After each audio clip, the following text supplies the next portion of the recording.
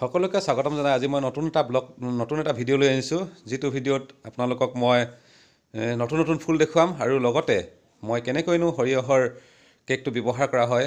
master cake কেনেকৈ ব্যৱহাৰ কৰে সেইখিনি বিষয়ে ইয়াত দিয়া আছে আপোনালোকে চাব আৰু সুন্দৰ ফুল লৈ মই আপোনালোকৰ লৈ ভিডিঅ'টো আগবঢ়াইছোঁ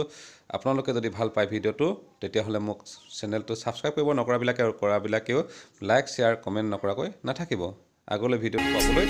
চেনেলটো সাবস্ক্ৰাইব কৰিব ফুল ফুল রোদরে ফুল হৃদয় সেউজি ধরা ফুল ফুল সূর্যমুখী ফুল প্রিয়তমা তোমার খোপা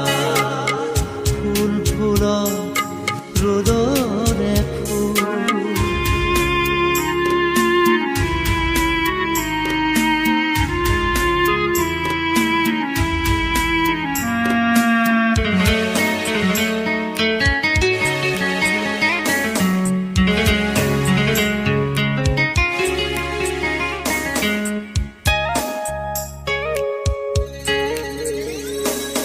নাহর পাতত মেঘর ছায়াই নাচকাজি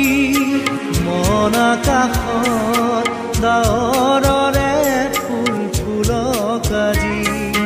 নাহৰ পাতত মেঘৰ ছায়াই নাচকাজি মন আকাশত ডাৱৰৰে ফুল ফুলকাজি প্ৰজাপতি মেলা সপোন পাখি মুগ্ধ হিয়াত ফুল ফুল আপোনালোকে মাষ্টাৰ কেক দেখিছে যেতিয়া আমি সৰিয়হ পেৰাবলৈ যাওঁ তেতিয়া আমি যিখিনি সৰিয়হ পেৰাওঁ এইখিনি এনেকুৱা ধৰণৰ মাষ্টাৰ কেক ওলায় কিছুমান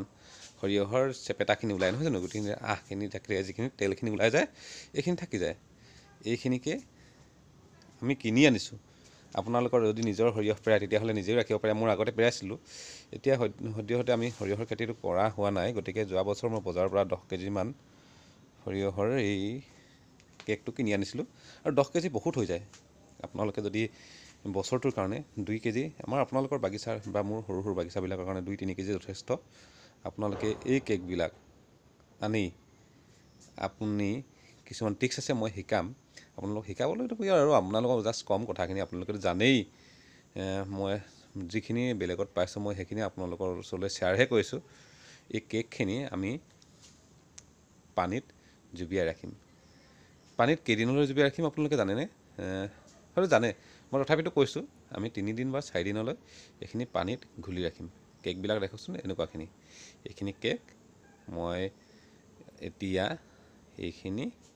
গামলা এটাত বা টিং এটাত পানীলৈ জুবিয়াই দিম বাহিৰ সুৰত নিশাৰ তৰাই নাচক ৰাতি দুটি নয়ন মধুজন জৰকাজি সূৰ্যমুখী মেলা সপোন পাহি মোৰে হিয়াত ফুল ফুলক সূৰ্যমুখী ফুল প্ৰিয়তমা তোমাৰ খোপা ফুল ফুল ৰ'দৰে ফুল আপোনালোকে দেখিলে মই এইখিনি পানীত তিয়াই আছোঁ আৰু এই পানীখিনিত মই এনেকৈ ঘুলি দিলোঁ এইখিনি এদিনৰ নহয় দেই 3 দিন হৈ গৈছে কাইলৈ আমি এইখিনি দিম এতিয়া কথাটো কি হ'ল আমি গামলা এটাত এইখিনি তিয়ালোঁ ফুল আছে মোৰ ধৰি লওক 100 জোপা বা 200 জোপা মই কেনেকৈ দিম মানে গামলা এটা বা এটা টিঙৰ খিনিতো নহ'ব গতিকে আমি তেতিয়া কি কৰিম এইখিনি পানীত মই পাতলা কৰি ল'ম ইমান ডাঠকৈ দিলেও নহ'ব আপোনাৰ এনেকৈ যদি ডাঠকৈ দি দিয়া হয়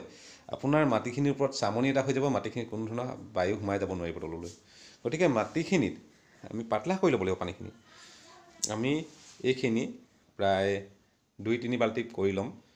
1 বাল্টি পানী 2-3 বাল্টি কৰি ল'ম এইখিনি তেতিয়া পাতলা হৈ যাব আৰু প্ৰতিটো টাবত মই এমকৈ বা এগিলাচকৈ পানীখিনি ঢালি দিম আৰু সেই ঢালি দিয়াৰ পিছত আপোনালোকে চাবচোন আপোনালোকৰ নিজৰ ফুলবিলাকত যদি কৰি চাই